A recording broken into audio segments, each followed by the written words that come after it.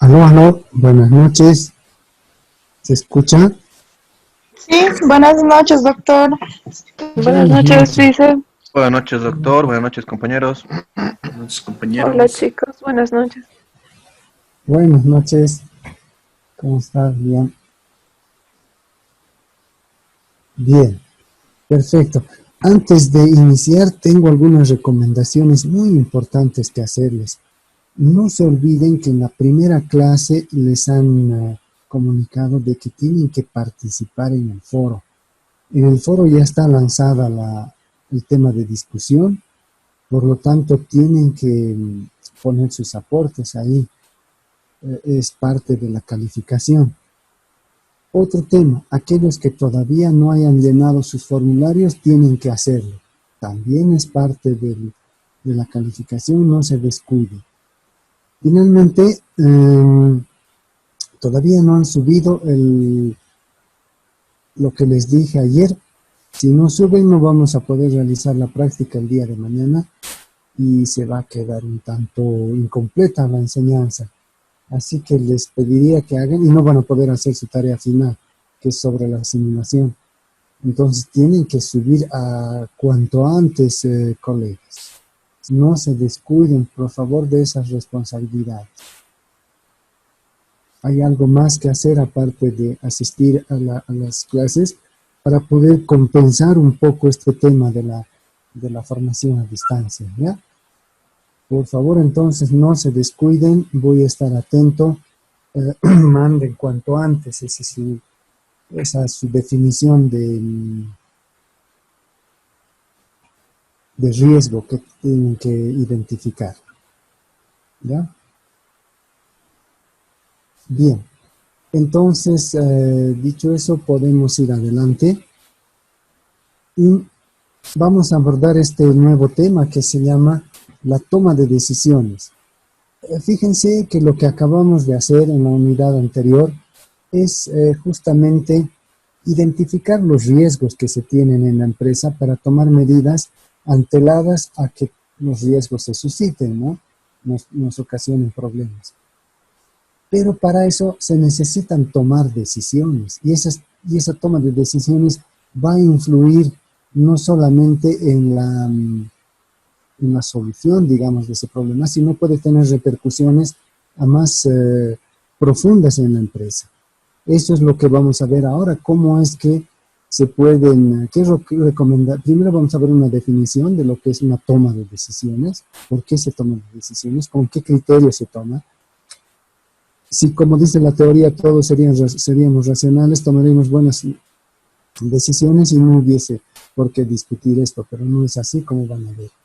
Luego les voy a proporcionar algunas recomendaciones sobre la toma de decisiones, qué elementos hay que tomar en cuenta antes de tomar una buena decisión. También vamos a ver la importancia de una decisión. Esto se refiere a que todas las decisiones tendrán la misma importancia o unas tienen más que otras. Además, mucho va a depender de quién está tomando esa decisión. La toma de una decisión puede ser que para la alta gerencia no sea importante. Sin embargo, para uno de los empleados que va a estar directamente involucrado, sí es importante. Luego vamos a ver qué problemas podrían ocasionar las decisiones y en ese caso cuán reversibles o cuán flexibles hay. Y finalmente les voy a recordar nuevamente la práctica que les hablé ayer y que la tenían que haber subido. Entonces, vamos a ver este tema. Definición. Antes de la definición veremos lo que dice la competencia. Aquí se trata de tomar decisiones que estén dentro de lo que es la estructura del buen gobierno corporativo, ¿no es cierto? Con la finalidad de poder lograr las metas institucionales que se hayan fijado en la estrategia de la institución. partiendo de los resultados provenientes de la gestión de riesgo, es decir, considerando aquellos posibles riesgos que se podrían suscitar.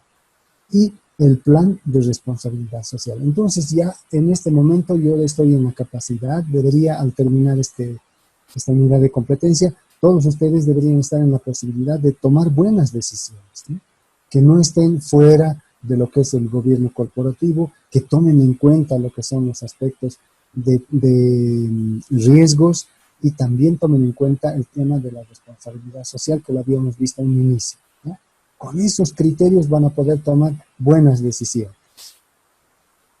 Bien, entonces para la toma de decisiones ocurre algo bien interesante. Como les decía, se parte sobre el hecho de que las decisiones se las toma de manera racional, ¿no es cierto? Entonces, porque todos somos racionales, entonces vamos a poder lograr tomar las decisiones más interesantes. Y la microeconomía antigua decía, cualquier persona antes de realizar una acción económica realiza un análisis en su cabeza y dice para definir qué es lo que más le conviene y toma la decisión más interesante que le haga, ya sea minimizar los costos o maximizar sus ganancias. ¿No es cierto?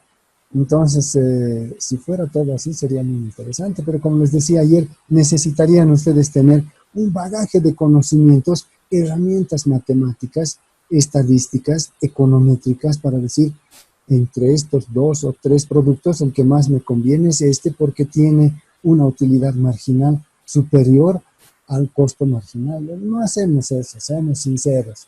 Son otros criterios, vamos, tomamos. A veces no nos sirve, a veces no necesitamos. A veces podríamos prescindir de eso, pero aún así elegimos. Estamos tomando una decisión de comprar algo sin que no sea extremadamente necesario. Por lo tanto, no estamos optimizando nuestros recursos, no estamos minimizando los costos ni maximizando los beneficios desde ningún punto de vista. La utilidad es un criterio bastante subjetivo.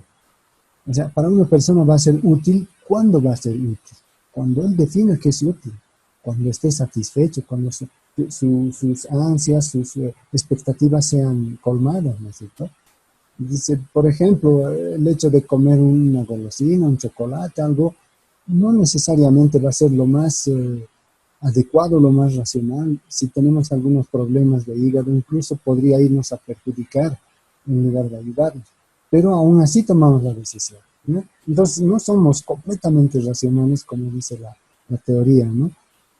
Y Gary Becker, que ha sido citado por Lallemont en 2012, hace un análisis ya en 1970, ¿no? Y dice, voy a comparar el matrimonio con lo que es una transacción económica. Interesante.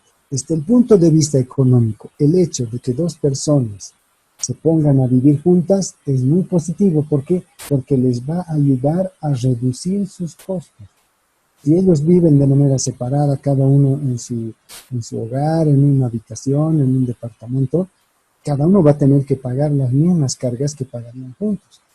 Desde ese punto de vista, el matrimonio se puede considerar como una decisión racionalmente correcta. Bueno, pues ha sido una de las únicas veces en las que un economista se ha metido en campo prohibido, que es de los sociólogos, ¿no? Entonces, desde ese punto de vista podría uno considerar, sí, efectivamente vamos a pagar menos cargas, ¿no? En lugar de pagar 2 veces la luz, vamos a utilizar el mismo foco para iluminarnos ambos.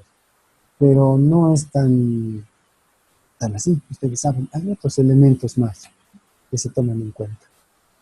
En ese mismo tiempo, en ese mismo campo, un poquito más tarde, el sociólogo James Coleman ya dice un razonamiento que nos lleva a pensar de que el hombre a un principio éramos homus erectus, primero éramos neandertales, homus erectus, homo sapiens, y dice la corriente actual dice ahora somos homus economicus, pero no es tan cierto, ¿no? Dice, se concentra en el capital, dice, o si prefiere en las relaciones que tiene una persona. No necesariamente vamos a ir a esos objetivos económicos. Por ejemplo, dice, una persona sabe muy bien que es para su conveniencia el hecho de, no sé si se puede decir, perder tiempo, emplear recursos, dedicarle atención a una persona de la cual va a poder obtener algún beneficio, ya sea obtener que le ayude a encontrar un trabajo, que le ayude a mantener el que tiene, que le ayude a encontrar un ascenso, etcétera. Ahí le vamos a dedicar tiempo, ¿verdad? La persona va donde este otro que tiene esa influencia y qué sé yo, le hace un regalo, le invita a algún lugar, gasta tiempo y dinero, pues como se diría, ¿no? Y no hace pues el cálculo necesario que estamos pensando, ¿no? De que a la larga esto va a ser muy interesante, sino más que todo es una reacción muy natural que se la toma, que nos hace tomar ese tipo de decisiones, ¿no?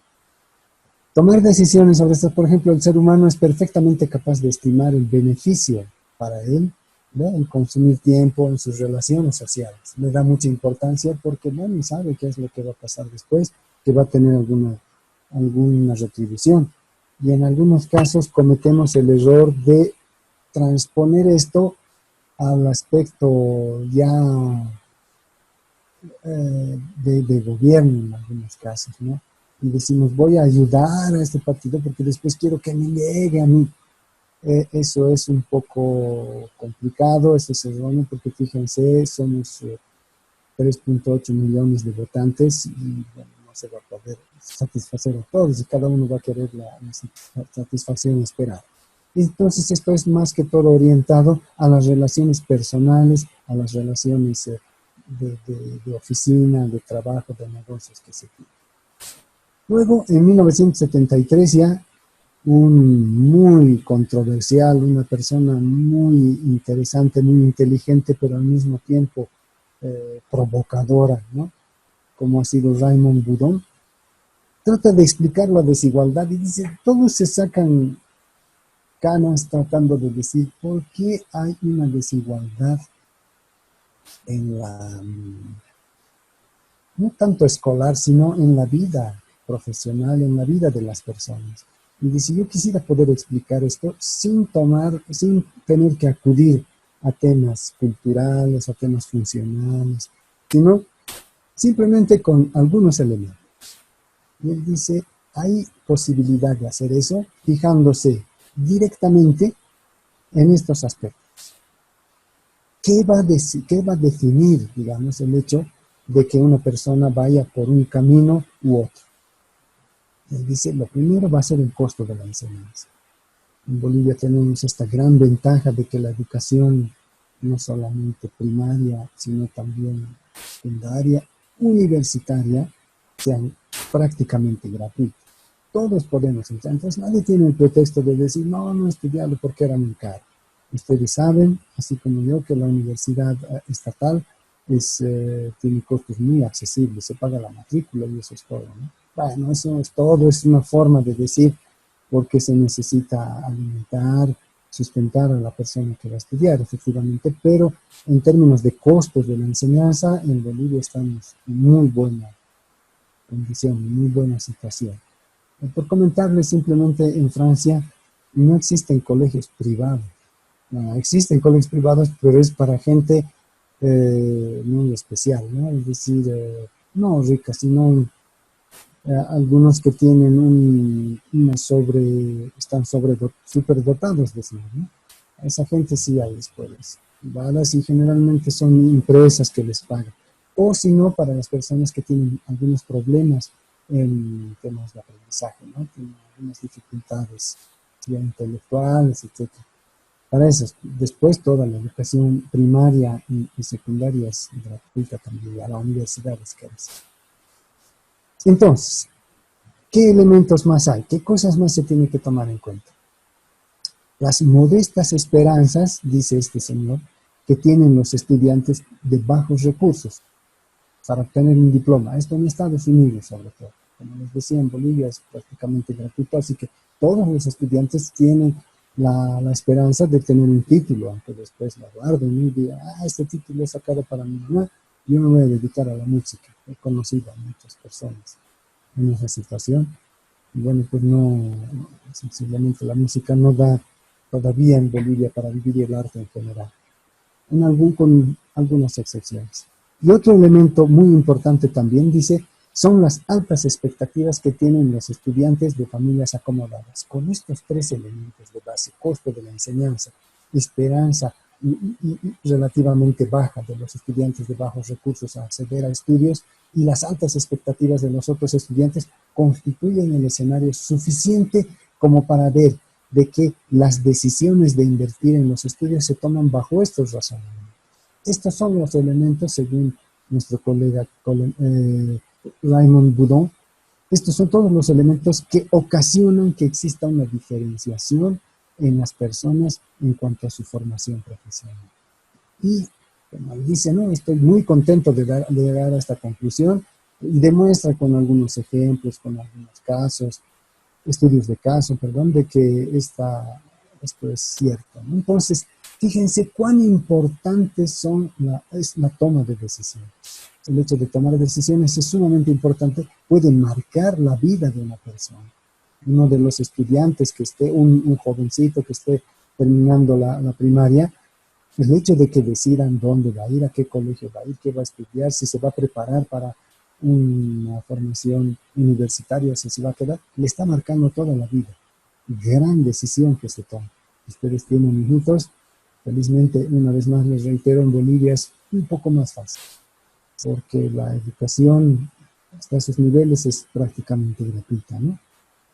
Bien, entonces, eso es suficiente como para definir la toma de decisiones y que vean ustedes la envergadura de una toma de decisión, incluso en la vida de una persona, ¿no? Se puede explicar, según este colega, lo que es incluso el destino que va a tener una persona en términos de trabajo, de ocupación laboral, ¿no? Entonces, para concluir este tema de la toma de decisiones, yo les voy a hablar de que hay una idea que viene a reforzar el tema del racionalismo, ¿no? Y es cuando en Colombia realizan una encuesta entre microempresas, pequeñas empresas y medianas empresas. González y Bermúdez, perdón, en el 2008 hacen este estudio y ahí constatan de que la mayor parte de esas micro, pequeñas y medianas empresas están siendo manejadas con el modelo racional, un modelo racional con los elementos que les había dicho. Es decir, tratan de minimizar costos o si no, maximizar ganancias. Que en resumen viene a resultar lo mismo, pero por otro método, ¿no? Y dice, ¿por qué pueden hacer eso? Porque los objetivos de las empresas, los objetivos que se fijan están completamente bien definidos y también han definido los medios para lograr.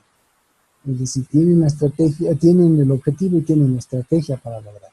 Por eso es que en la mayor parte de ese tipo de empresas en Colombia se puede decir que se está obrando o que se está utilizando el modelo de la racionalidad, de ser racionales.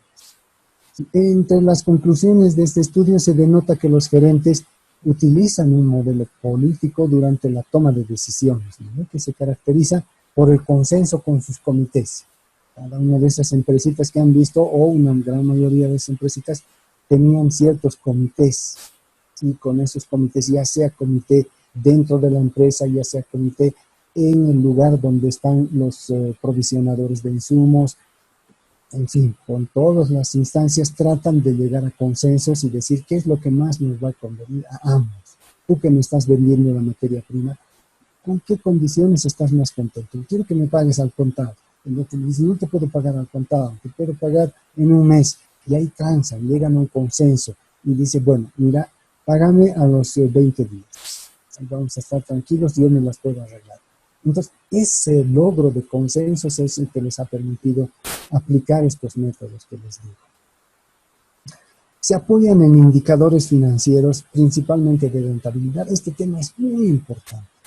Una empresa por muy buen objetivo que tenga, por muy buena estrategia con la que cuente, si no tiene indicadores que le vayan a señalar en qué estado está la rentabilidad de la empresa, no va a poder saber nada. No va a poder saber si lo está haciendo bien o si lo está haciendo mal.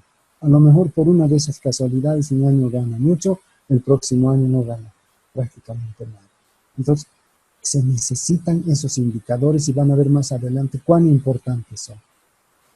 Con respecto a las empresas grandes, estos mismos dos autores, González y Bermúdez, indican que es diferente, que las empresas grandes están en una situación que no es tan homogénea, ¿no? Más adelante se va a ver este aspecto.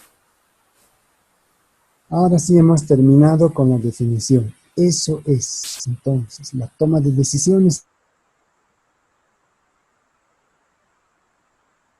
y el administrador general, el director ejecutivo, tiene que...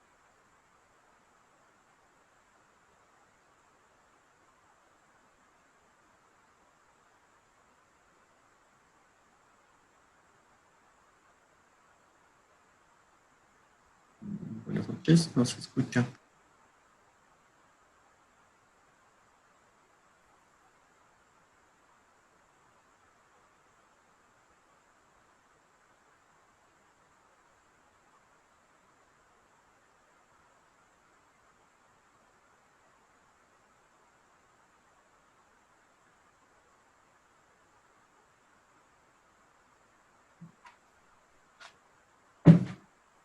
No se escucha, Hola chicos, no se dice escucha, ¿no? No se escucha. nada. Ahí está, se salió. Se cortó un ratito, ¿no? Sí, sí, no se escuchaba. Ah, pero ya estamos otra vez, ¿no? Otra vez sí. Sí, ahora Sí, sí, ya otra vez está. ya está. Ya. Excelente. Ya. Bien, entonces vuelvo a poner esto aquí, donde estaba, ¿no? Aquí. Sí, listo. Y trabajamos en esta ventana. Es claro, como habíamos visto anteriormente ya un poquito, de que las mejores decisiones se las va a tomar cuando tengan la mejor, la más fidedigna información financiera de su empresa. Y particularmente de esos indicadores que les estaba hablando, de esos indicadores de rentabilidad, porque esos indicadores de rentabilidad van a ser una especie de velocímetros, van a ser una especie de brújulas más que todo, que nos vayan indicando si estamos siguiendo por el camino que nos hemos fijado, si vamos a lograr los objetivos que nos hemos planteado. Entonces, esos indicadores de rentabilidad son realmente importantes, ¿no? Pero hay que tener una lectura e interpretación de estos indicadores muy correcta, porque en algunos casos se definen indicadores a veces demasiado generales. Ustedes van a llevar a lo largo de esta formación, o tal vez se han llevado lo que son los indicadores SMART. Tienen que definir indicadores SMART, que sean simples, samples, que sean medibles, que sean abordables, es decir, que se puedan acceder, que no estén ocultos y que no los podamos ver solamente los directores de SMART, que sean relevantes, es decir, que sean importantes para lo que se está haciendo, y el T es que estén delimitados por un tiempo. En ese momento un indicador es válido. Ahí sí yo le puedo hacer un monitoreo, un seguimiento y estar con seguridad, decir con seguridad, estoy yendo por buen camino o me estoy desviando de este camino. ¿Por qué? Porque aquí decía que en 3 meses iba a lograr un ingreso de 600,000 bolivianos. Sin embargo, han pasado 2 meses y medio y no han logrado ni 100,000. Entonces ahí me pongo a pensar y digo, alto, aquí tengo que tomar en cuenta de que estoy en una situación complicada. No voy a lograr lo que me fijaba. ¿Ya? Entonces, para tomar buenas decisiones, ustedes tienen que tener indicadores de rentabilidad, pero tienen que tener una clara lectura de esos indicadores, porque si no, va a ser muy complicado, van a ser decisiones que se toman así por la experiencia, digamos. Es muy buena la experiencia, indudablemente, pero en este caso, para la toma de buenas decisiones se necesita muy buena información. Disculpe, Otro doctor. insumo muy importante. Doctor. Disculpe, doctor. Adelante, Sí, colega. le comento que no se está mostrando la presentación. Muchas gracias, muy gentil. No, si no fuera ustedes, ¿qué hacen? No se ve. Ahora sí, ya está. Ahora sí, Sí, ahora sí. perfecto. Muchas gracias, Sí. colega. No, ¿de qué, pues, doctor? Bueno, más bien que el otro les he explicado y no se los he hecho karaoke, ¿no? Otro insumo muy Sí. importante para la buena toma de decisiones, entonces, son los resultados. Necesito que les ha arrojado el sistema integral de riesgos que tiene. Es decir, lo que hemos visto en la anterior unidad de competencia, un mecanismo, un instrumento, una forma de ver cuáles son los riesgos o simplemente un listado de riesgos posibles que van a tener. ¿Qué les arroja ese resultado, ese análisis que han tenido de los riesgos? Y ese es otro elemento fundamental para la toma de decisiones, porque muchos de estos riesgos van a ser premiantes, es decir, les van a estar apretando el zapato, van a estar requiriendo de una intervención inmediata. Esas van a ser las tomas de decisiones fundamentales, las que primero tienen que ver. Así que es muy importante que ustedes tengan claramente definidos cuál es el resultado de la gestión integral de riesgos, ¿no? Y como se podrá percibir, no es posible proporcionar pues sensiblemente un recetario. Yo no les voy a decir ahora, para la recepción de algunos, cuáles son los pasos que tienen que seguir. No se puede, sensiblemente. Lo que sí se pueden dar son recomendaciones, orientaciones, les voy a decir cuál es la importancia de las decisiones, cuáles son los posibles problemas, etcétera, pero no les voy a dar un recetario y decirles el primer día que vayan van a hacer esto, el segundo esto, porque cada empresa es distinta, cada empresa tiene sus propias necesidades en términos de toma de decisiones, ¿no? Entonces, una empresa que trabaja con temas de manejo medioambiental, por ejemplo, digamos, es una empresa que vende toneladas de carbono, creo que se llama, me llamó mucho la atención. A esa empresa va a necesitar tomar decisiones en momentos en los cuales haya presión al medio ambiente, haya un riesgo en lo que es la biodiversidad que está manejando, ¿no? Pero no le va a importar mucho el tema de comportamiento del mercado. Mientras que si me voy a una empresa textil como la que habíamos visto ayer, lo que le interesa, cada empresa es diferente, cada empresa tiene necesidades distintas. Esta acción, claro, esta acción además de decisiones no es que van a tomar decisiones en este departamento o en aquel otro departamento. ¿Saben? Preocúpense solo de la producción, el resto va a funcionar solo de manera mágica. No es cierto, es mentira.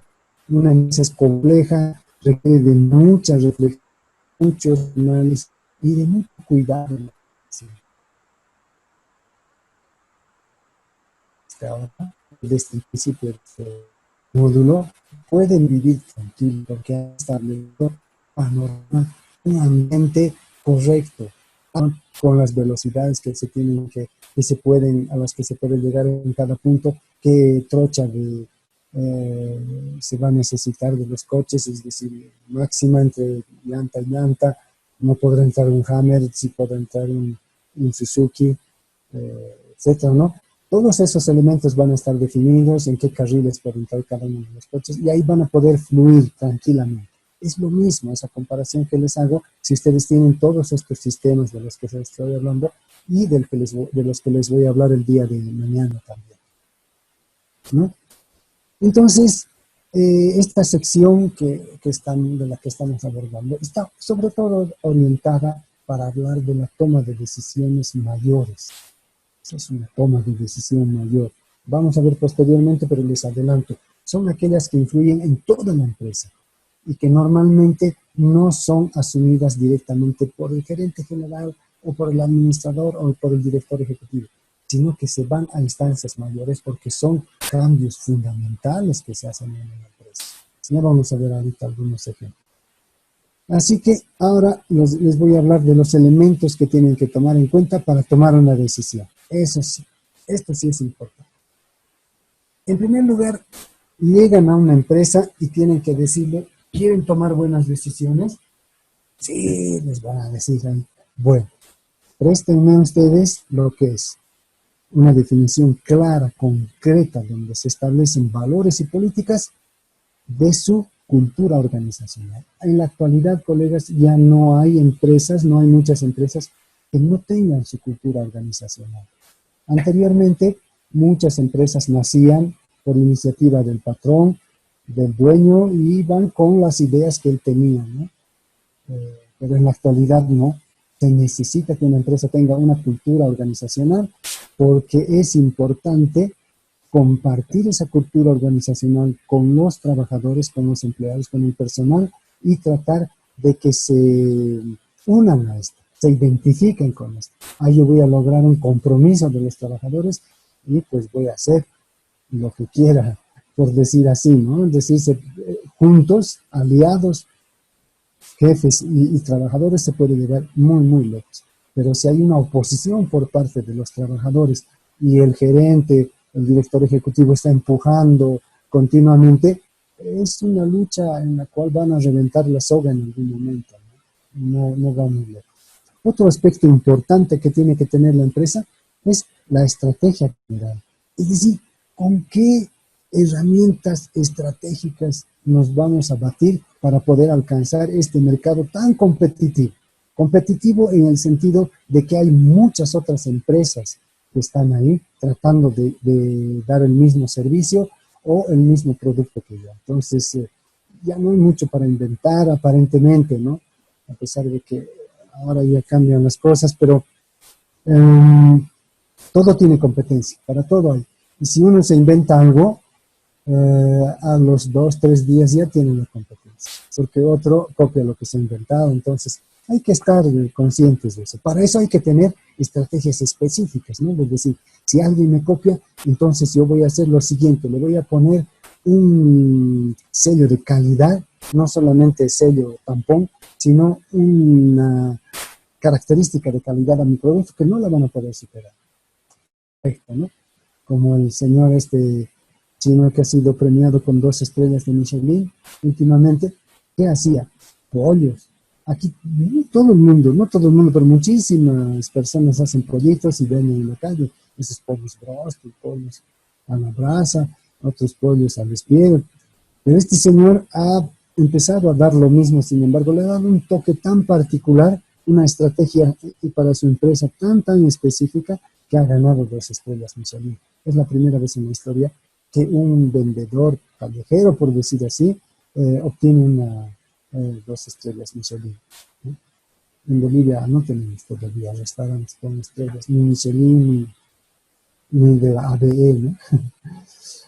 Objetivo general y específico. Tiene que estar definido, además de la estrategia y antes de la estrategia, el objetivo general y específico. Es decir, qué está buscando la empresa de manera general y cuáles son las metas concretas que se ha fijado.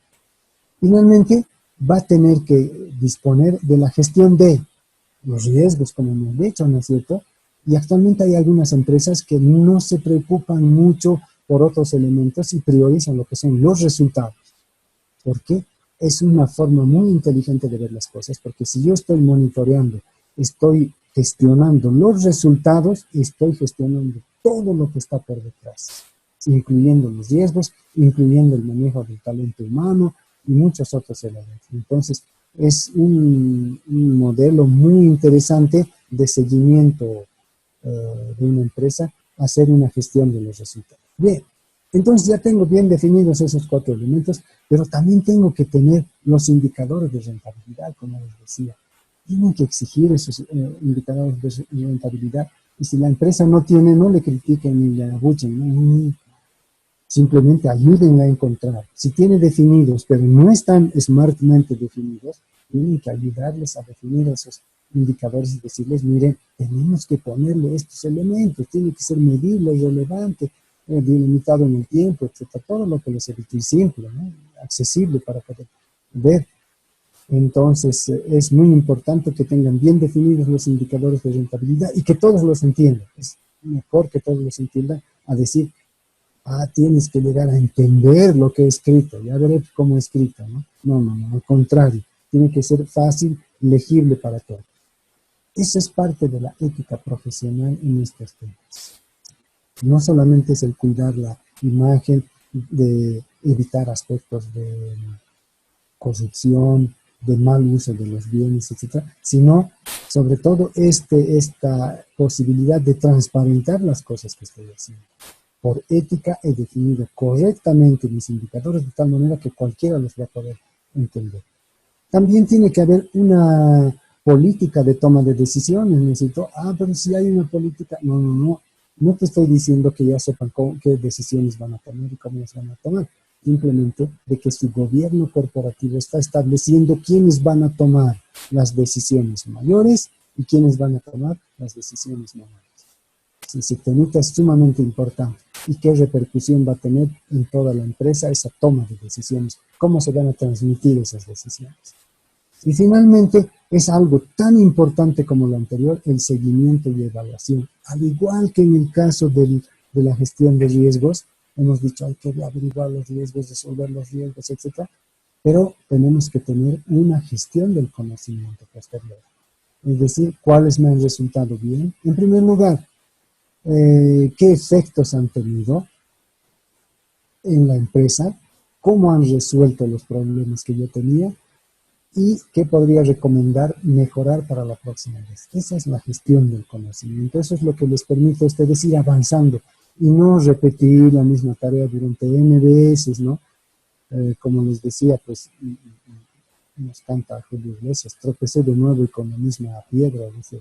Eso tenemos que evitar. Para una canción está bien, pero para una empresa, y sobre todo si es grande y estamos a cargo de un cargo jerárquico en el cual tenemos que tomar decisiones, cuidado, que no se vuelva a repetir el mismo problema.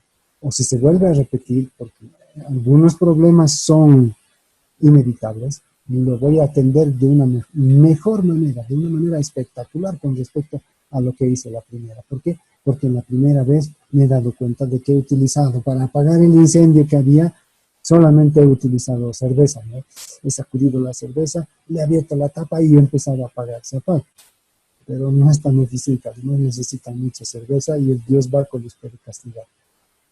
Así que eso es muy importante, ese seguimiento, ver qué resultados han alcanzado, si les ha servido, no les ha servido, qué metodología, etc. En todo deberíamos hacer eso. En la educación también se hace lo propio. Cuando vemos que una estrategia de enseñanza, una forma, un método no funciona, hay que irlo mejorando, ¿no? Y decir, la próxima vez no les voy a dar esto. La próxima vez les voy a dar un ejercicio más corto. La próxima vez no les voy a hablar del triángulo de Pascal, les voy a dar un ejemplo. Así van a entender, porque la vez pasada nadie entendió. Cuando se hacía mención a decisiones mayores, ahora sí, son aquellas que influyen en el largo plazo y prácticamente a toda la institución. Es decir, una toma de decisión mayor tiene esas características. ¿Y cuáles son esas tomas de decisiones mayores? La compra de una nueva empresa. Eso no lo puede decidir solamente el gerente general de un banco. De decir, no lo voy a comprar al banco, no, ahora todos son tan grandes, ¿no? Tan chiquitos que los hemos visto, no sé, Banco Sol, el FIE, Renacer, y cinco, que han sido ONGs financiadas por la cooperación internacional para un beneficio de todo el país, y posteriormente con el tiempo estas se han vuelto bancos, ¿no? Se han privatizado y se han vuelto bancos. Así tendrá que ser la ayuda, ese no es nuestro problema, nosotros estamos analizando otros temas. Entonces, para comprar otra empresa es una toma de decisión bien importante. Yo no puedo decir, el Banco Sol me lo voy a comprar. ANED, no, también es enorme ANED. También era una ONG, no es casi un banco. Entonces me la voy a comprar esa empresa, dice el banco, me la voy a comprar a Sidre, listo, con eso he completado las 5 ONGs que se han convertido en bancos, o empresas de segundo nivel, en términos crediticios. Así que es una decisión mayor, se la tiene que consultar con el directorio. En realidad lo que hay que hacer para comprar otra empresa es, en primer lugar, ver ¿Cuál es el circuito que ha definido el buen gobierno corporativo? ¿Cómo tengo que ir? Había sido una sociedad anónima, entonces tengo que dirigirme a los socios, tengo que hacer una junta, perdón, a los accionistas, tengo que hacer una junta de accionistas, llamarles y decirles, mire, podemos comprar otra empresa. Pero en ese momento, para comprar otra empresa, vamos a tener que vender más acciones. Y por lo tanto, esas acciones se van a atomizar. ¿No es cierto? Si ustedes entienden eso. Es decir, teníamos 100 acciones, voy a vender 20 más. El que tenía una acción ya no tiene el mismo poder que cuando tenían solamente 100. Ahora hay 120, 200. Pucha, es peor todavía, ¿no? He visto que en Intel estaban vendiendo acciones hace un mes y medio, creo, ¿no? Seguramente eso, por ejemplo, han consultado con la junta de accionistas para tomar esa decisión. No es algo que lo hace el administrador nomás. Ya, a ver, venderemos más acciones, nos está faltando platito. ¿Por qué? Pues vamos a comprar otra empresa.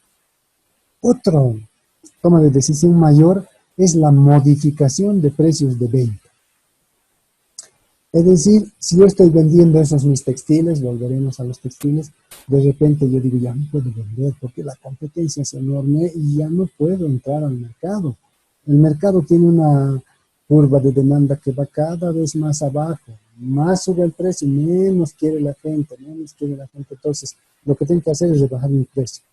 ¿Ah, viste? Entonces rebajo. O al revés, decide aumentar el precio porque la competencia está a precios superiores y piensa que porque es una empresa X va a vender al igual que los otros, ¿no?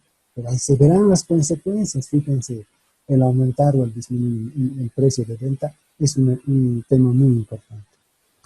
La introducción de una nueva línea de productos. Hasta ahora producíamos, colegas, solamente ternos en mi empresa textilera, pero dada esta situación de la pandemia, yo voy a empezar a producir mucho menos ternos y voy a producir una gran cantidad de overoles de seguridad, impermeables, ¿no? Para que la gente pueda sentirse un poco más en seguridad cuando se ponen eso. Además que se ve bonita, ¿no? Parece cositas para un camino.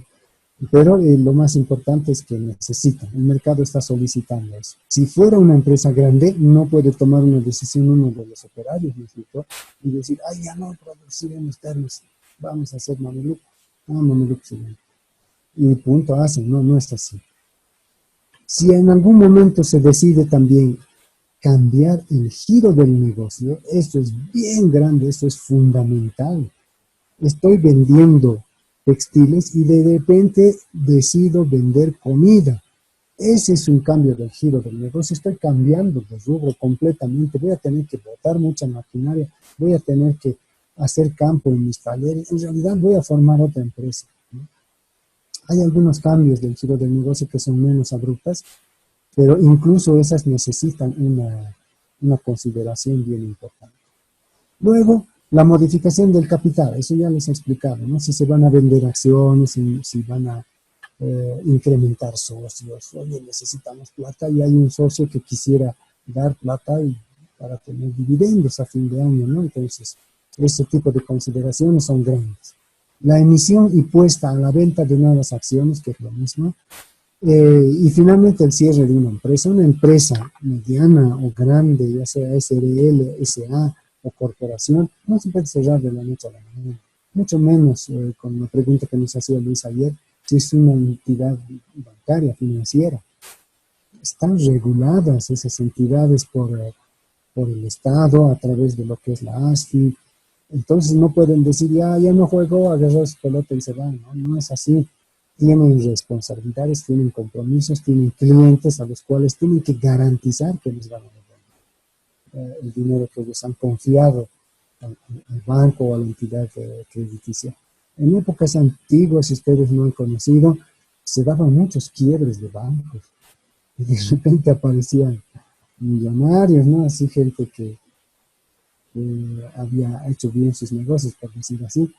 Y resultaba que había muchísima gente de los ahorristas, de la gente que había confiado en ellos, que estaba en malísima situación, ¿no? Entonces, para cerrar una empresa hay que seguir los pasos estrictos, sobre todo si es financiero. Bien, este tipo de decisiones entonces no debe, el administrador debe disponer de la información necesaria y sobre todo del permiso y haber continuado con todo lo que es, lo que indica el buen gobierno corporativo. Este tipo de cambios, este tipo de decisiones grandes los vas a consultar, sea con el directorio, con la asamblea de socios, dependiendo de la entidad con la que esté funcionando. Si es una entidad estatal, este tipo de modificaciones tiene que ser de conocimiento de la MAE, y no solamente de conocimiento, tiene que ser autorizado por la MAE. Y es muy probable que la MAE vaya a instancias superiores incluso a consultar y decir, miren, estamos haciendo uno de estos aspectos en la empresa. Y ahí se toman las decisiones. A pesar de que hemos visto los grandes tomas de decisión o las mayores que se toman, que se dicen, hay algunas menores que son muy importantes también y que no las podemos dejar pasar. Por ejemplo, la elección de una nueva agencia de viajes y desplazamiento de trabajo, si ya no le voy a avisar a la MAE, ya no le voy a avisar al directorio, ya no le voy a avisar a la asamblea de socios, yo no voy a avisar a la junta de accionistas, ¿no? No, pues, cambia nomás la agencia. Ahí el gerente general, el administrador general toma la decisión y dice, o el CIO, ¿no? El CIO toma la decisión de ya no trabajar con esta empresa porque los empleados que viajan mucho no están contentos, no les dan un buen servicio, solamente tratan bien al jefe y al resto no. Y eso se da en muchas empresas de agencias de viaje, por eso le he puesto aquí el ejemplo, ¿no? Por la experiencia he podido ver eso de que, bueno, pues al resto de a nosotros nos trataban muy bien, estábamos felices, pero no percibíamos esa necesidad.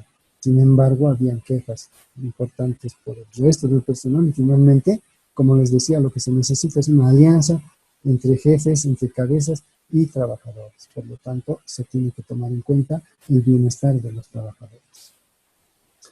El cambio de un banco para realizar transacciones financieras, de repente los bancos se vuelven engreídos en algunas situaciones, ¿no? O empiezan a poner muchas condiciones para otorgar una letra de cambio, una letra de garantía. Entonces, el gerente general dice, mira, sabe, vámonos a otro banco, son más asequibles, nos conocen, saben que tenemos la solvencia necesaria y por lo tanto nos van a atender mejor y vamos a agilizar ciertos temas urgentes. Asimismo, la selección de personal ante varios postulantes, ¿no? Es una toma de decisiones bien importante que en estas épocas se la toma y puede tener una repercusión a muy largo plazo. No es tan simple despedir a un trabajador de su puesto laboral, ¿no? Ya no hay esa flexibilización laboral que había anteriormente, por lo tanto, resulta complicadito el tratar de deshacerse. En ese sentido es necesario ver qué postulante voy a agarrar, cuál de las personas que han postulado va a ser la que mejor se ajusta a mi puesto. Y ahí está la psicología para ayudar, ahí está la gestión del talento humano para contribuir, ahí están las competencias y las técnicas de la selección de personal. Entonces, es algo que son decisiones menores, pero importantes. La determinación de un nuevo calendario de producción es un tema importantísimo. De repente yo decido, ya no soy de una empresa frutícola que exporta fruta de mesa, uva de mesa, no exporta, sino produce para el país. Y de repente yo decido y digo, miren, voy a tratar de poner una variedad más temprana, o si no voy a realizar la poda anteriormente, le voy a poner giberulina, es un producto que acelera la floración, y voy a tener uvas antes de que los otros, de que mi competencia la tenga. Estoy cambiando, por lo tanto, mi calendario de producción, me está favoreciendo, es una decisión importante. La implementación del horario invernal también es algo fundamental.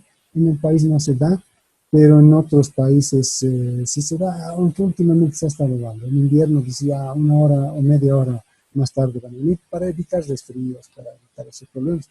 Pero esa decisión va a hacer de que muchas cosas cambien, ¿no?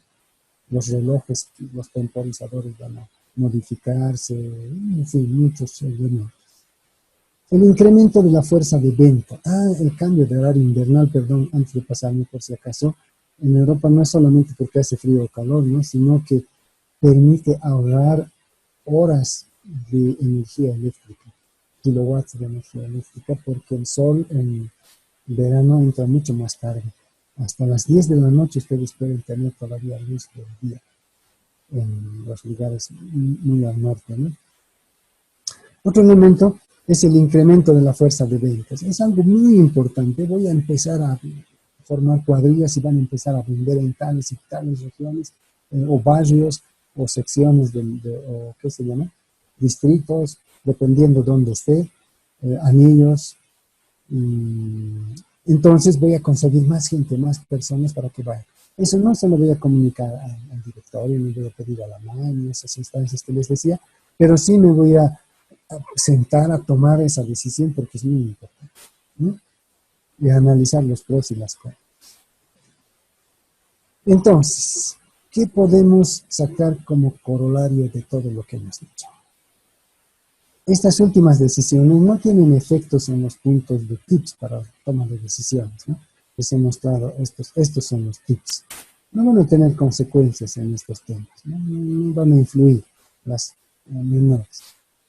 Por lo tanto, requieren una reflexión menos profunda, no hay que estar tan sigilosos, tan susceptibles de tomar ese tipo de decisiones, ¿no? El incremento de ventas, como les decía, no es algo grave, pero no lo van a comunicar al directorio, como les decía. Sin embargo, tomen en cuenta en el momento de tomar esas decisiones qué efectos van a tener. Voy a contratar gente, va a estar más de 3 meses, cuidado. Tengo que ver la forma en la cual yo pueda tener una tasa de rotación bastante alta, porque no quiero hacerme de cargas laborales. Esas ya son estrategias que toman diferentes, ¿no? Pero es en torno a lo que les estoy diciendo. Lo que sí exigen estas decisiones es un análisis cuidadoso, como les digo, ¿no es cierto? Viendo los riesgos, las consecuencias que pudiesen tener en el funcionamiento. Solano va un poco más allá de esto, ¿no? Propone un circuito general que deberíamos seguir todos para tomar decisiones, y me gusta mucho su diagrama porque es bien sencillito pero bien profundo a la vez. Fíjense, voy a partir de esta parte. Primero hay que estar conscientes de que hay un problema, porque a veces no nos damos cuenta, nos queremos tapar los ojos y decir, no, eso va a pasar, no, siempre se ha dado. Se va a resolver solito nomás. No, hay algunos problemas bien engañosos que se nos esconden, como tendencias del mercado, como modas que se dan. Sin embargo, no, hay que estar conscientes de un problema, es decir, estar seguros en primer lugar de que se trata de un problema y estar también seguros de que no es un problema grandote que se me está ocultando detrás de esos aspectos que decimos. Una vez que han identificado, de que están conscientes, si hay un problema, no me haré el de la vista gorda, no trataré de tapar el sol con un dedo, dicen, ¿no? O como decía un expresidente, es como un bebé tratando de tapar la grieta de una represa con el dedo. ¿Sí? Eso debe ser muy expresivo en Estados Unidos, aquí no se entendió mucho. Pero es mejor no tapar el sol con un dedo. Si estoy cerquita, me va a tapar, pero en realidad está tapando mi ojo, no está tapando al contexto en el cual estoy, ¿no? Así que reconocer el problema y verbalizar este problema de manera correcta, eso es tan importante, colegas. En muchas ocasiones decimos, ¿cuál es el problema? Y siempre me acuerdo de esto y dice, ups, el problema es de que no tengo carro. Ah, ya, eso nos dijo en una ocasión en la TEC. No tiene carro. Entonces compran 2 carros a falta de uno. Contratan 2 choferes, 2 mecánicos. Fíjense cómo estoy inflando mi plantel. Y después esos carros gastan gasolina, pues se deprecian también. Hay que anotar en las depreciaciones, hay que anotar en el balance. Y eso es como una salida, aunque no sea una salida concreta, física de dinero, pero me tiene que servir para reponer posteriormente. Y pues entre esas y otras malas decisiones que toma la TEC hace de que entran en un riesgo de déficit, ya no tenían con qué pagar sus deudas, sus compromisos, ni siquiera sus deudas, ganancias ni pensar. Entonces analizamos y decimos, pero ¿por qué han comprado esos 2 camiones? Es para repartir nuestras poleras. Estoy haciendo un poco de caricatura, ¿no? Pero es necesario para que se entienda mejor. Sus poleras Mm, ¿Y cuántas poleras entregan? Pues como 2 bolsas, 2 o 3 bolsas a la semana. 2 o 3 bolsas a la semana. Y para eso han comprado 2 camiones, han contratado un chofer, han contratado mecánicos y todo eso. Sí, pues, pero es que ese era el problema. Vean, colegas, el problema estaba mal definido, que ha llevado a una empresa al fracaso, a la quiebra total. Lo que tenía que hacer era formular correctamente, verbalizar el problema tal como es, si no, no lo van a poder resolver. Un problema mal verbalizado no tiene solución. Formulación correcta del problema. No dispongo o no tengo la forma de hacer llegar de manera rápida mis poleras. Semanalmente, 2 bolsas hasta la zona sur. Solución a ese problema bien planteado, contraten al motoquero veloz, ¿no? Él se les va a llevar en 2 días la carga entregada. Y quién sabe en un solo día. Entonces se hubieran evitado muchísimos problemas y esa toma de decisiones no hubiera pesado tanto como lo que ha pesado en una empresa de esas. Luego, hay que considerar no solo una solución, no hay que verlo al motoquero de los demás. Hay que ver una serie de posibilidades. Hay taxis que llevan en una sola, hay vagonetitas que hacen lo mismo, hay camionetas que llevan lo mismo. Hay gente que está dispuesta a llevar en el teleférico, no sé con ustedes, que bueno, anteriormente no sé ahora cuáles serán las reglas, pero se dijo, por ejemplo, si alguien quiere entrar con una bicicleta, que entre al teleférico, porque está haciendo algo positivo, algo bueno para él, para su salud, para la comunidad, y se le va a cobrar un pasaje más. Entonces los jóvenes encantados entraban con su bicicleta, pagaban lo que correspondía. Ahora he visto que ya no están. Pero vean, hay varias formas de resolver un problema. Entonces hay que considerar todas, la mayor cantidad posible mejor. Y empezar a ver qué consecuencias va a tener el hecho de asumir cualquiera de las soluciones de mi lista y así seleccionar la mejor solución. Una vez que soluciono, la implemento, ¿no es cierto? La pongo en práctica, la pongo en marcha, resuelvo mi problema y listo. En ese momento proporciono la retroalimentación. Esta solución ha sido la mejor, colegas. Por favor, anoten el nombre, la dirección de estas personas que se han ocupado. Son del grupo Remar. Ellos se encargan, no sé cómo, dice que llevan en teleférico, dice que llevan de cualquier manera, pero ellos hacen llegar en una mañana todas las poleras hasta la zona sur, donde tenían una tienda más grande y supuestamente vendían la mayor cantidad de poleras. Averiguadas las cosas, tampoco había sido muy cierto eso. Es decir, habían otros mercados más importantes. Entonces, esa proporcionar la retroalimentación ha de ser muy importante. O les dirán, ¿saben qué? Cuidado, colegas. Nosotros hemos confiado en este grupo de taxis que son de Go creo que se llamaba. Y simplemente han desaparecido, ahora ya no están. Han entregado las poleras, no nos han engañado en nada, pero ahora los llamamos, ya no contestan, están en una desorganización total, etc. Ejemplo no es esto, ¿ya? Y todo eso se tiene que retroalimentar para poder ver nuevamente el ciclo, para reiniciar el ciclo. Seguimos en las recomendaciones para una buena toma de decisiones. Y este es el último slide. Les voy a decir que este circuito que hemos visto es muy importante, no se lo olviden. Simplemente apoyando eso les voy a decir que hay que definir objetivos de lo que se pretende resolver, ¿ya? Porque en algunos casos decimos, voy a resolver no solamente esto, sino 1000 problemas. No, señor. Voy a definir concretamente cuál es el objetivo de mi solución. Y mi solución es resolver este tema. Si resuelve muchos más, bien, pero no hay que tener esa esperanza ni dejar por default eso. Para que sí, hago eso y se resuelve todo. No. Hay que ver cuál es el objetivo de lo que se pretende resolver. Establecer la forma de pasar del actual problema a su solución. Es decir, bien, pues ya tengo la solución, sí, pero ¿cómo vas a pasar de este problema a su solución? Voy a necesitar fondos. Entonces, hay que garantizar los fondos para realizar esto. Y así sucesivamente hay que volver otra vez al 1, 2, 3, 4, 1, 2, 3, 4 y hacer un ciclo de lo que se está, de este análisis, de esta toma de decisión. Ahora vamos a ver este tema, pero antes de pasar a la toma de decisiones, yo quisiera saber si ustedes están siguiendo el tema, si han entendido, qué les parece, si tienen alguna consulta, por favor, con toda confianza,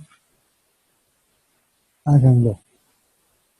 Como es virtual, uno piensa que están entendiendo todos, pero a lo mejor no están así, ¿no?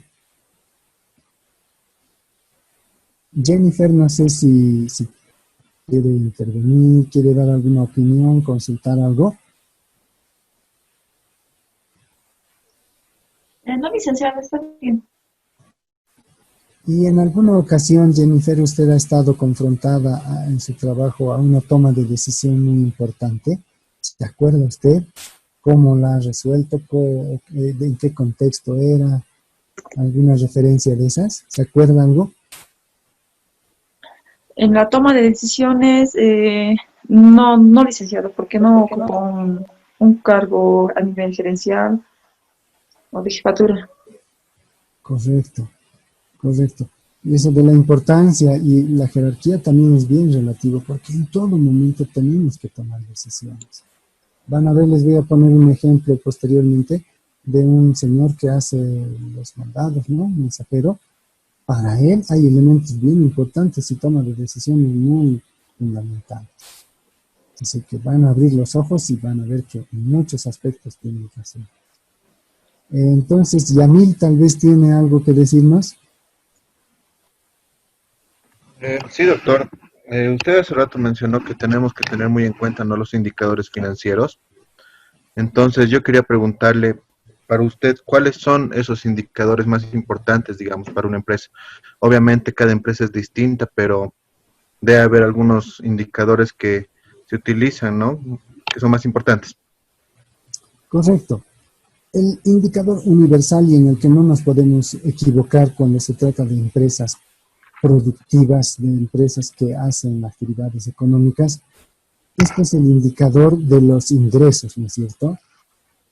El indicador de las ganancias, es decir, estoy obteniendo ganancias superiores a las del mes pasado en un 5%, y eso estoy logrando en un periodo de 6 meses, bajo el mercado actual en el que estoy trabajando. Entonces, esos son los tipos de indicadores de rentabilidad que habíamos dicho. No habíamos dicho de rentabilidad. Tiene una definición bien concreta, ¿no? Son indicadores. ¿Qué indicadores eran, colega? Las conclusiones. Los indicadores de rentabilidad. Sí. ¿Cuán rentable es la empresa? Esos son los que nos van a mostrar cuán rentable es la empresa. Ese es un indicador final, pero un indicador de proceso podría ser de que estoy manteniendo mis costos de producción en un 8% por debajo de lo que son los ingresos. Ese es un buen indicador. Y eso voy a lograr que se mantenga durante este año. ¿Ve? Ya tiene todos los elementos. Todo lo que les acabo de indicar, puedo observar, está limitado por el tiempo, es relevante y finalmente puedo acceder a ver eso, ¿no? Y es cuantificable. Esos son los tipos de indicadores definidos bajo la redacción SMART, que nos indiquen en qué medida de avance está. Otro indicador de rentabilidad es el hecho bien importante cuando se trabaja con máquinas, de decir, mis máquinas están trabajando a un 80% de su capacidad. Eso es muy bueno. El momento en que mi máquina empieza a trabajar, a disminuir su capacidad, que me está rindiendo menos, como el ejemplo de los chocolates era en otro curso que estaba, una fábrica de chocolates, por ejemplo, que procesaba 2 quintales por día, de repente empieza a procesar la máquina solamente 1.8 al principio, 1.7, 1.6, 1.5. Entonces, ese su indicador le está indicando que la capacidad de trabajo de la máquina está disminuyendo, ya no está trabajando en su totalidad, por lo tanto necesita una revisión, hay que ver qué es lo que está ocurriendo con eso. eso va a comprometer, por supuesto, mi rentabilidad, porque lo que tenía que producir en un día, perdón, lo estoy produciendo en un día y medio, 2 días. Eso va a retrasar la producción, eso va a ocasionar problemas serios.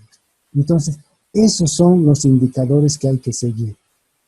En el caso de una empresa agrícola, los indicadores son bien diferentes, toman mucho en cuenta el tema de aleatoriedad, porque van pues con los temas climáticos, con los temas que no se pueden manejar, ¿verdad? Y un indicador de esos dice, la producción de la floración de mis plantas al cabo de 3 meses es del 60%. Ah, ya, interesante. Pero si yo me fijo y veo de que esa floración no está en un 60% y está en un 30%, atención, problema. Ese indicador me está diciendo de que tengo que tomar alguna decisión bien importante porque está ocurriendo de que no hay una floración de acuerdo a lo esperado, ¿no? Y eso se debe a aspectos ajenos al manejo mismo de la empresa. Es decir, que no son controlables. Esos son algunos indicadores de rentabilidad, colega. Otras empresas van a fijarse otro tipo de indicadores, ¿no? En una empresa donde se vende comida, por ejemplo, es el tema de cada vez atiendo más comensales por día. Entonces, eso parece bien simple, ¿no? Voy a incrementar la atención de comensales de 15 a 18 por día. Digamos que es un restaurante bien chiquito, el Gaviota de la Plaza Avaroa, es un restaurante vegetariano, ¿no? Vegano, no creo. Entonces, por decir, ¿no? Ellos estaban atendiendo 15 y de repente dicen, voy a atender 18. Hay una serie en el plazo de 2 meses, hay una serie de elementos que se tienen que realizar para cumplir con ese indicador. Y si yo ya he definido todo, tengo mi estrategia, estoy haciendo todo lo normal y veo que en el cabo de esos 2 meses no hay un incremento de 15 a 18, atención, aquí hay que tomar alguna decisión. Hay que agrandar el local, hay que aumentar el número de mesas, hay que apurar a que la gente coma un poquito más rápido, para eso les tengo que servir más rápido, ya tengo que tener listas las cosas. Vean cuántas decisiones estoy tomando sobre la base del comportamiento de un indicador de ese tipo. ¿Se entiende, William? Perfecto, perfecto. Gracias, doctor. Ok. Bien, entonces, eran las recomendaciones y ahora aquí dice el otro punto. Me voy a pasar a lo que es la recomendación a la importancia de una decisión. Esto es lo que les estaba diciendo anteriormente, ¿no es cierto? Hay decisiones mayores y menores. Sin embargo, se debe tomar en cuenta que dentro de estos dos tipos de decisiones, con las características que ya les he indicado, mucho depende en qué momento estoy tomando para que sea importante o no sea importante. ¿Qué funcionario está involucrado? ¿Qué funcionario está en el proceso productivo? Estoy influyendo con una toma de decisión. ¿O qué parte de los servicios?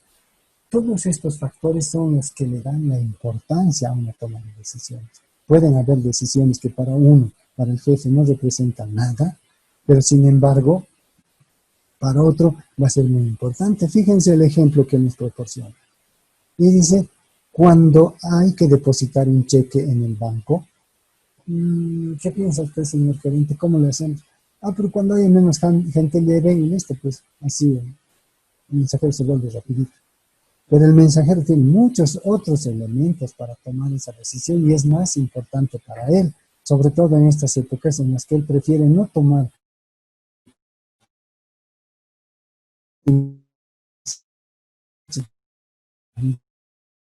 que más cómo va a ir sí que vaya cuando sea, no importa, pero la importancia está dada en la persona que va a realizar el trabajo en concreto. Y si no cobran ese cheque, no es el mensajero que se va a perjudicar, claro, lo van a venir, ¿no? pero a lo mejor tenían que pagar una letra, tenían que cubrir alguna deuda importante, este tema va a repercutir más arriba, ¿no? Entonces, hay que ver quién está tomando, todos esos elementos son importantes. Nuevamente, Solano, con el buen criterio que tiene, nos dice que hay que tomar en cuenta 5 aspectos para otorgar la debida importancia a las decisiones que se toman. Primero, el tamaño del compromiso, es decir, cuánta plata, cuánto tiempo, cuántos recursos estoy empleando en esa toma de decisión. Mientras más elementos haga jugar, mientras más aspectos entren en juego, es más importante. Es un buen elemento, interesante. Ahora, la flexibilidad de los planes es muy importante, sobre todo si se trata de una toma de decisiones mayor que no va a tener la posibilidad de revertirse. Es decir, tomaste la decisión, la fallaste, lo siento, ahí se queda. Entonces no puedo volver atrás. Pero si la acción, el plan que he hecho es flexible, está muy interesante, porque en esos casos en los cuales haya tomado una mala decisión, voy a poder volver atrás. No solamente haya tomado una mala decisión, simplemente que el contexto cambie. Hay que ir a ese lugar, tenemos que cubrir ese espacio porque ahí hay un punto de partida de la gente y ahí les vamos a poder vender fichas de teléfono, digamos, ¿no? Bueno, ya no hay fichas de teléfono, tarjetas para su celular, tarjetas para su celular, y de repente el sindicato de transportistas decide cambiar eso. Se va a otra parte. Yo que ya he construido una caseta, ya he hecho inversión, entonces si he hecho una caseta chiquita me la puedo llevar a otra parte, pero si es una construcción con cemento no me la voy a llevar. A eso se refiere. Ahora, ¿cuán importante va a ser con respecto a la certeza de los objetivos, ¿no? Empresas que tienen bien definidos sus objetivos y está todo bien aceiteado sobre ruedas, como se dice, toman decisiones de manera muy fácil y es interesante porque lo pueden hacer. Pero, ¿qué ocurre cuando el panorama es cambiante, como les decía anteriormente, ¿no? Ya estas decisiones que las tomaban de manera muy fácil anteriormente y no eran tan importantes porque todo estaba bien definido, se convierten en importantes debido a la dinamicidad del mercado. Otro tema, la cuantificación de las variables. Si los costos que implican una decisión son determinados, claro, como decíamos al inicio también, es más fácil hacerlo, ¿no es cierto? Pero van a haber algunos casos en los que les dicen, mira, yo puedo darte esa solución, pero no sé cuánto va a costar. Tenme confianza, yo voy a hacer el menor precio posible. Ahí se requiere un análisis más importante, ¿no es cierto? Es decir, veré hasta dónde puedo ir porque tengo que tener algún techo, ¿no?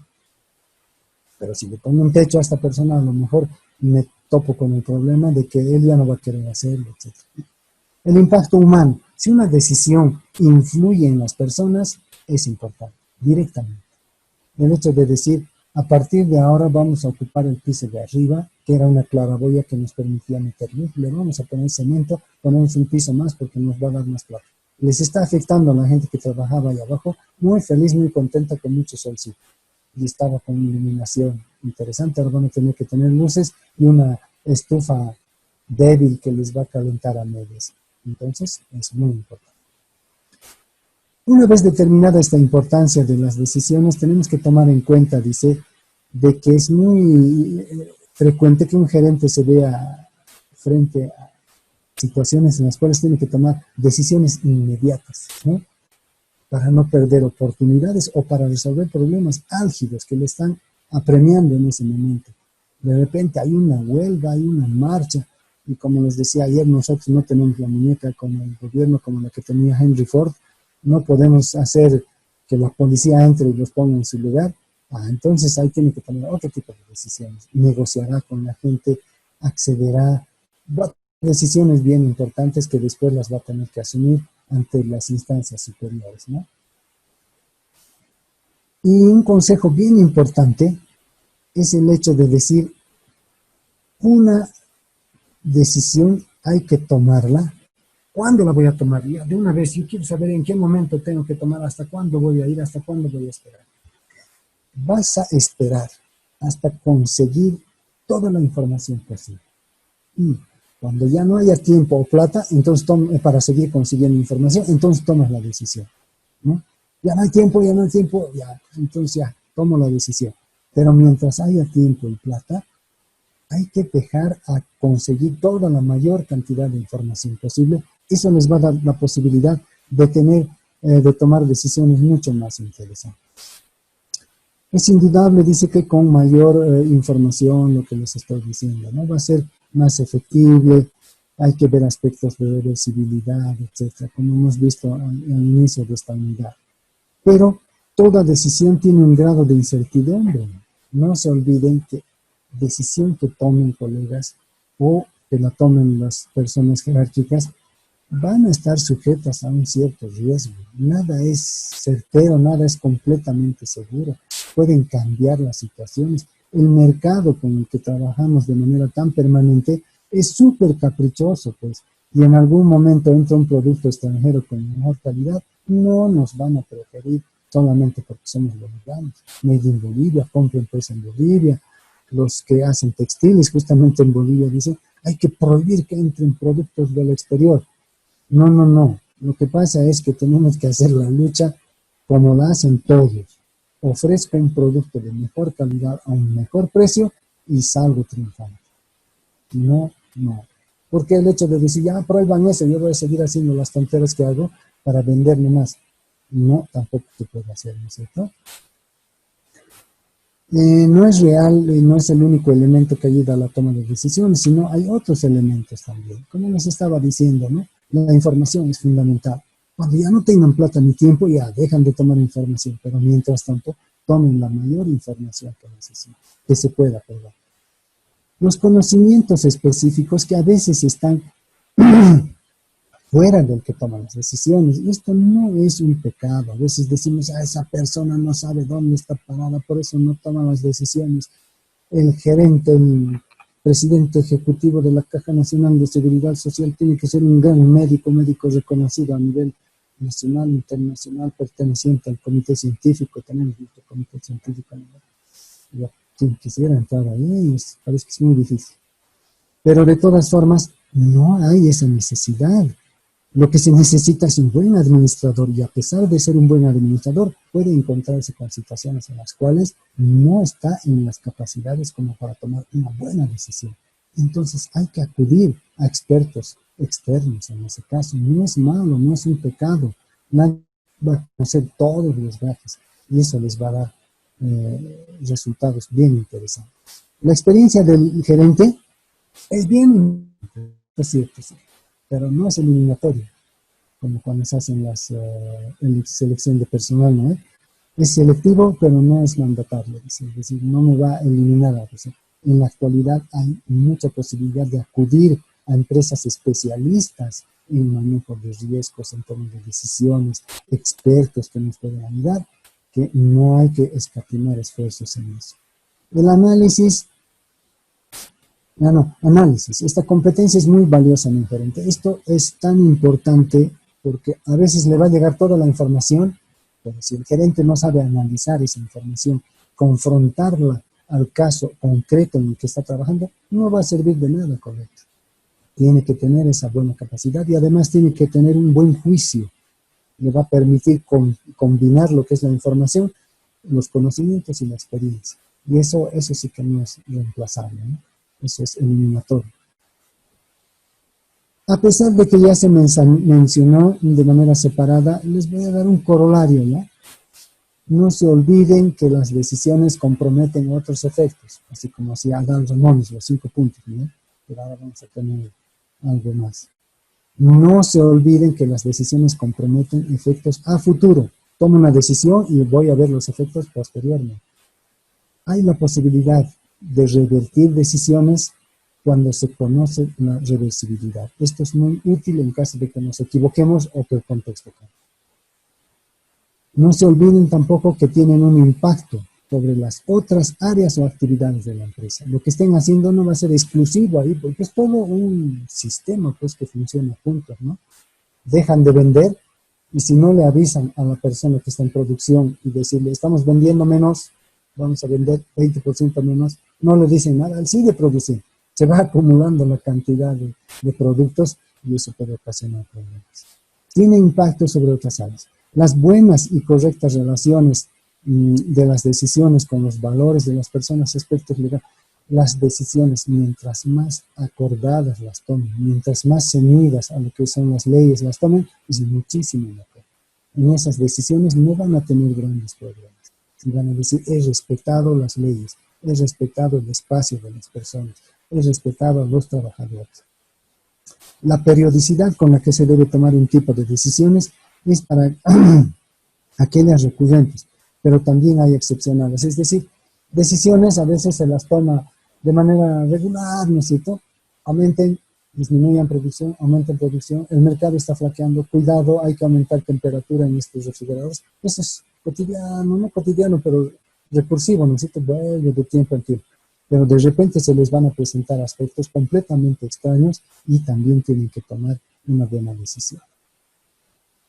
Los problemas de la decisión, de las decisiones, se dan pues en dos campos fundamentales, en los sociales y en los cuantitativos. En los sociales, cuando toman conclusiones apresuradas, es muy probable que vayan a tener problemas. La superioridad insignificante, aquellas ocasiones en las que un problema así grande que es en un momento, al día siguiente no tiene la menor importancia porque se ha autorresuelto. Y bueno, es un problema. Hemos invertido plata, hemos invertido tiempo, hemos cambiado a la gente que estaba trabajando en un lugar para que vaya a apagar ese incendio, resultando que no había sido tan significante, pero nosotros lo hemos tomado como muy importante. Connotación es la forma en la que se plantea el problema, que requiere una decisión. Lo importante, eso que les decía, esa necesidad. Si ustedes formulan mal el problema, verbalizan de manera incorrecta, no van a tener una buena solución, pues, y les va a ocasionar un problema a la decisión. La posición social. A veces las barreras que existen en las empresas, sobre todo que son verticales, donde hay jefes, subjefes, gerentes, subgerentes, etc., y al final están unos 5 ñatos ahí trabajando y todos los otros mandando, la información no fluye de manera como en las instituciones horizontales, ¿no? En las instituciones horizontales cualquier decisión que se toma pasa directamente. Y esas barreras pueden ocasionar problemas en la interpretación, que es el siguiente punto. Cada quien puede interpretar a su manera, por eso hay que ser completamente claros en el momento de decidir y de tomar la decisión y decir, esto vamos a hacer desde ahora y estos temas los que competen a ti, estos otros a ti, etc. La discriminación de las fuentes de información. No hay que tomar una sola fuente de información, es interesante ver varias fuentes de información. A veces decimos la media, una maravilla, la media me da todos los resultados, el promedio que decimos, ¿no? La media aritmética o el promedio. Pero ocurre de que, digamos, entran 2 personas a un restaurante, uno es gordito, el otro no tan gordito. El primero se come 2 presas de pollo. Salen, en promedio han comido a una presa, ¿no es cierto? Pero no es la realidad. Lo que ha ocurrido es de que una de las personas ha comido 2 presas y el otro no ha comido nada. Y promedio 1. Entonces hay que tomar en cuenta esos slack values, esos valores que están fuera del rango, o tomar en cuenta las desviaciones que tienen el rango. Bien importantes. También hay sesgos, cuando hay prejuicio que afecta a las respuestas, ¿no? Es decir, le están preguntando algo y le están viendo con una cara y le dice, lo que yo he hecho ha perjudicado en algo, así. El trabajador le tiene que decir, sí, ha perjudicado mucho y ahí ahora tiene que tomar otro tipo de decisiones. Pero si hay una inducción a que la gente responda de una manera positiva, no vamos a tener la respuesta. Información errónea. Tienen que cerciorarse de que la información que les están proporcionando sea correcta. En alguna ocasión nos quejábamos hace años, ¿no? En 2000, la información del INE era como la Biblia. Sin embargo, íbamos, se analizaba y no era tan veraz con respecto a lo que estábamos viendo en la realidad. La representatividad de las muestras. No consigan muestras chiquitas para inducir, para concluir grandes generalidades. Tienen que tener ya sean muestras grandes o ser muy cuidadosos cuando tienen muestras chiquitas. La descripción de esta práctica, bueno, es la que les he dado. Por favor, colegas, la tienen que subir, no se olviden, ya no se dejen pasar el día de mañana. Cada uno tiene que contar para mañana con una empresa en su cabeza, ¿no? En su cabeza, bien definida, viendo cuál sería el producto más interesante a lograr, etcétera, y sobre todo poniéndole lo que les decía, el riesgo que va a correr esa empresa. Bien, eso es todo. Ahí está la bibliografía que les he dado. No quiero cansarles, pero sí quiero que tomemos lista. Muy bien. Si hay alguna consulta, el foro, no se olviden el foro, no se olviden completar sus formularios y no se olviden subir sus tareas. Ya nos estamos por despedir, colegas. No hay pretexto para que ustedes se aplacen, ¿no es cierto? Si cumplen con todo lo que se tiene que hacer, y no es nada complicado, como están viendo hasta ahora. No hay trampas. En una buena enseñanza no hay trampas. Melissa. Presente. Are you sleeping? Are you sleeping? Edgar. Presente. Yamil. Presente, doctor. Aquí ya estoy dicho. Muy bien, la colega. Sarina. Presente, licenciado. Muy bien. Santos. Ariel. Presente, doctor. Jennifer. Sí, no Presente. contestaba. Presente, doctor. Igner. Presente. Muy bien su trabajo, Igner. Ha hecho una buena mejora. Luis. Presente, doctor. Muy bien. Vanessa. Presente, doctor. Perfecto. Esther. Presente, doctor. Y finalmente, Pilar. Presente, doctor. Muy bien, colegas, con esas recomendaciones que les he dado, suban a la plataforma, llenen su formulario y contesten en el foro. Se necesita un cierto grado de participación. Yo ya no me acuerdo, no encuentro la tablita esa que les dio el director del posgrado, de los diplomados, pero se necesita una participación en los foros. Y es importante porque así vamos a conocer los criterios que tienen.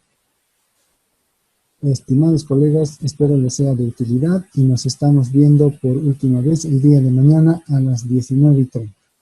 Y vamos a hacer una práctica. Sí, vamos a hacer una práctica.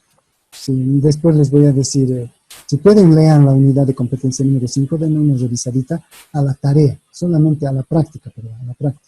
Eso les va a ayudar muchísimo. Muy bien, doctor. Bien, entonces, hasta mañana, colegas. Que tengan buenas noches. Hasta mañana. Gracias, doctor. doctor. Hasta mañana. Chao, chicos. Chicos, Chao. hasta mañana, doctor. Buenas noches. Mañana. Hasta Mañana, compañeros. Descansen. Buenas noches. Mañana, doctor. Mañana. Mañana. Noches.